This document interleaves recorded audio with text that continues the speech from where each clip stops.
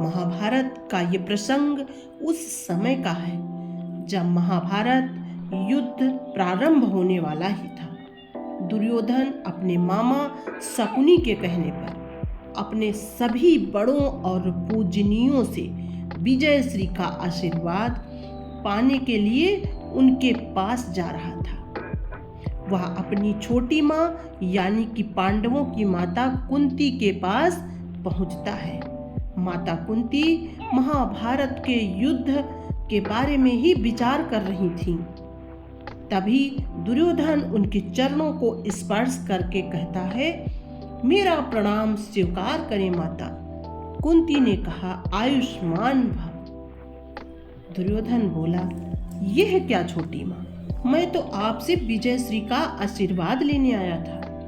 कुंती ने मुस्कुराकर कहा, पुत्र, क्या यह आशीर्वाद तुमने अपनी माता से लिया है? इस पर दुर्योधन ने कहा, नहीं छोटी माँ, वह आपके आशीर्वाद देने से पहले यह आशीर्वाद मुझे कभी नहीं देंगी। कुंती ने कहा, तो क्या पितामह से तुमने यह आशीर्वाद लिया है? दुर्योधन ने कहा, वह तो मेरी सेना के प्रधान सेनापति हैं, मैं इसी को उनका आशीर्वाद समझता हूँ। कुंती ने पूछा, तो क्या पुत्र द्रोणाचार्य और कुलगुरु कृपाचार्य ने तुम्हें यह आशीर्वाद दे दिया है? इस पर दुर्योधन ने कहा, वे दोनों भी इस युद्ध में हमारी तरफ से ही लड़ रहे हैं, तो इसे भी मैं उनका आशीर्वाद ही समझता हूँ। तो माता कुंती ने पूछा, और विदुर से पुत्र?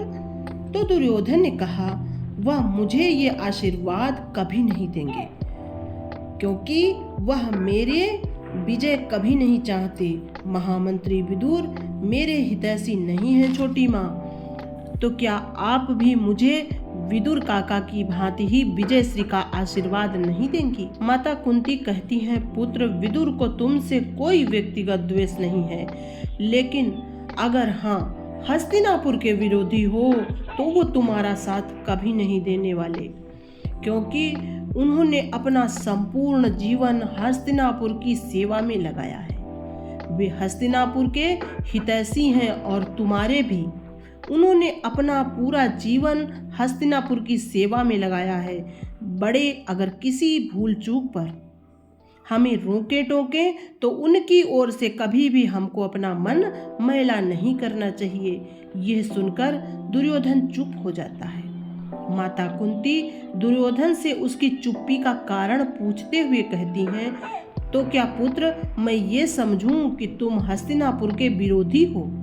तब दुर्योधन कहता है, नहीं माता, हस्तिनापुर तो हमारे राज्य की राजधानी है, तो मैं उसका विरोधी कैसे हो सकता हूँ? तो कुंती कहती हैं, हस्तिनापुर केवल राजधानी नहीं है पुत्र, यह नगरी तुम्हारी ज्येष्ठ माता है। तुम इसे केवल नगरी समझने की भूल कभी नहीं करना। इस नगर के द्वार पर माथा टेक कर विजय श्री के आशीर्वाद की भीख मांगो पुत्र, छोटी माँ के पास तुम्हारे लिए नहीं है। तो दुर्योधन कहता है, इसका तात्पर्य यह निकालूं कि आप मेरी विजय नहीं चाहती। तब कुंती कहती है, मैं अपनी आंखों में आंसुओं को रोके विजय और पराजय के बीच खड़ी हूँ पुत्र। पराजय चाहे जिसकी हो, रोना तो मुझे ही है। मैं तुमसे खुश नहीं हूँ। तुम दोनों में से किसी को मिटते हुए नहीं देखना चाहती, इसीलिए लंबी आयु का आशीर्वाद दिया था। ऐसा माता कुंती इसलिए कहती हैं क्योंकि दुर्योधन ने कभी भी पांडवों का हित नहीं किया। उन्हें मारने के लिए पहले भी बहुत प्रयत्न किए थे। उसने यहाँ तक उनकी कुलवधू द्रौपदी का घोर अपमान किया था। कुंती आगे कहती हैं, पुत्र, अगर तुमने युद्ध ठान ही लिया है तो तुम्हारी छोटी माँ का आशीर्वाद तुम्हारे साथ है।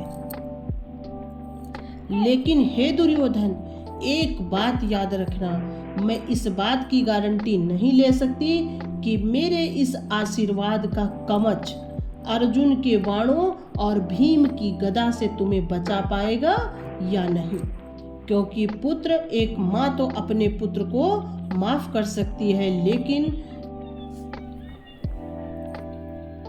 एक पति अपनी पत्नी का अपमान करने वालों को कभी नहीं छोड़ेगा। भीम और अर्जुन इस युद्ध में दुर्योधन के साथ क्या करेंगे, उसे इस बात का अंदाजा भी नहीं था। महाभारत के इस छोटे से प्रसंग में एक बहुत बड़ी सीख छुपी हुई है। महाभारत में दुर्योधन बहुत अभिमानी व्यक्ति था, फिर भी वह माता कुंती से आशीर्वाद लेने क्यों गया था? क्योंकि उसके मामा शकुनी ने आशीर्वाद लेने के बहाने सबके मन टटोलने के लिए उसे भेजा था कि जाओ देखो कौन तुम्हारे साथ है और कौन नहीं। लेकिन यह प्रसंग एक बात तो सिद्ध करता है कि बड़ों के आशीर्वाद में बहुत ताकत होती है। पांडवों को सभी ने विजयश्री का आशीर्वाद दिया था, लेकिन दुर्योधन को कुंती के अलावा किसी ने विजयश्री का आशीर्वाद नहीं दिया। यह कुंती का बड़प्पन था, लेकिन आशीर्वाद फलीभूत होगा या नहीं, यह आपके कर्मों पर निर्भर करता है। पांडव हमेशा धर्म के पथ पर थे, इसलिए विजयी रहे। दुर्योधन हमेशा से अधर्मी था, इसलिए उसे माता कुंती का आशीर्वाद भी नहीं बचा पाया। दोस्तों, ये थी आज की कहानी। उम्मीद करती हूँ कि ये कहानी आपको पसंद आई होगी। कहानी पसंद आए तो लाइक करें, कमेंट करें और वीडियो को फैमिली फ्रेंड के साथ शेयर करें। ये हमारा पहला वीडियो है। अगर आप लोगों को पसंद आए तो ऐसे ही अच्छे अच्छे वीडियो, अच्छी अच्छी जानकारियाँ हम आपके लिए सनातन धर्म से संबंधित लेकर आते रहेंगे। आप लोगों का बहुत बहुत धन्यवाद।